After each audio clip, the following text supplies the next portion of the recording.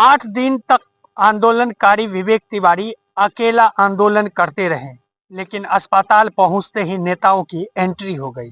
सवाल तो बनता है साहब, 8 दिन थे कहां आप? आंदोलन 8 दिन चला। मांग थी खराब सड़कों से निजात की। बैनर पे लिखा था प्रदीप पाचांगे इस्तीफा दो, अपनी जिम्मेदारी लो।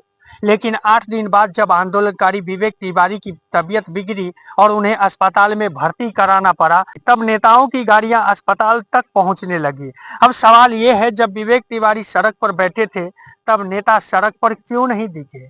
महापौर इसी शहर और इसी सड़क से गुजरते हैं, विधायक जी भी इसी सड़क से गुजरते हैं, पूर्व विधायक भी इसी शहर के सड़क से गुजरे हैं। जिस सड़क को लेकर एक व्यक्ति 8 दिन तक आमरण अनशन पर बैठा रहा, क्या उस सड़क की हालात इन जनप्रतिनिधियों को दिखाई नहीं दी?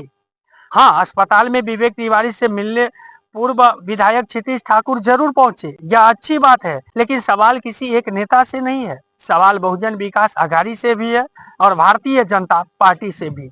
जब एक नागरिक खराब सड़क और उसकी जिम्मेदारी लेकर 8 दिन तक आंदोलन कर रहा था, तब क्या बार बार आंदोलन स्थल पर पहुंचकर उसकी बात सुनना जरूरी नहीं था?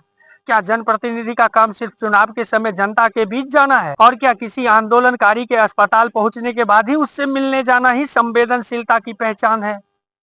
क्योंकि आंदोलन तो अस्पताल पहुंचने से पहले 8 दिन तक सड़क पर ही चल रहा था। अब विवेक तिवारी ने कहा है कि तबीयत ठीक होने के बाद आंदोलन फिर से शुरू किया जाएगा।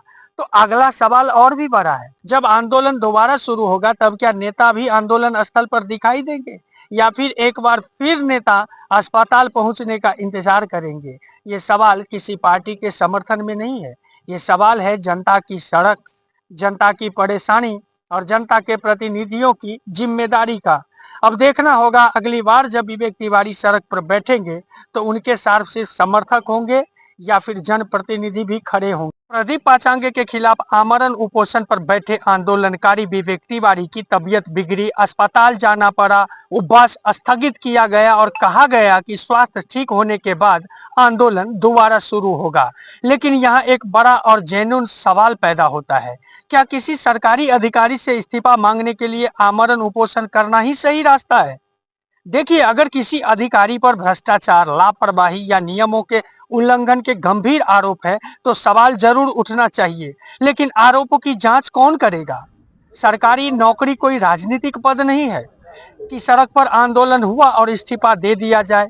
महाराष्ट्र में सरकारी कर्मचारियों के लिए विभागीय जांच, निलंबन और अनुशासनात्मक कार्रवाई की बाकायदा एक प्रक्रिया है। तो सवाल आंदोलनकारी विवेक तिवारी से भी है, इस्तीफा मांगने से पहले क्या आपने जांच, निलंबन और तबादले की कानूनी प्रक्रिया की मांग की? और प्रशासन से भी सवाल है, अगर आरोप गलत है तो साफ साफ जवाब क्यों नहीं दे दिए कि भाई ये ऐसा नहीं होगा, सरकारी कर्मचारी है, इस्तीफा नहीं देंगे। अगर आरोप सही है तो नियमों के मुताबिक कार्रवाई क्यों नहीं? क्योंकि लोकतंत्र है, लोकतंत्र में सवाल उठना जरूरी है, लेकिन आरोप का फैसला आंदोलन नहीं, जांच और कानून से होनी चाहिए। दोस्तों, आपकी क्या प्रतिक्रिया है? कमेंट के माध्यम से जरूर दें। चैनल को लाइक, सब्सक्राइब और शेयर करना ना भूलें।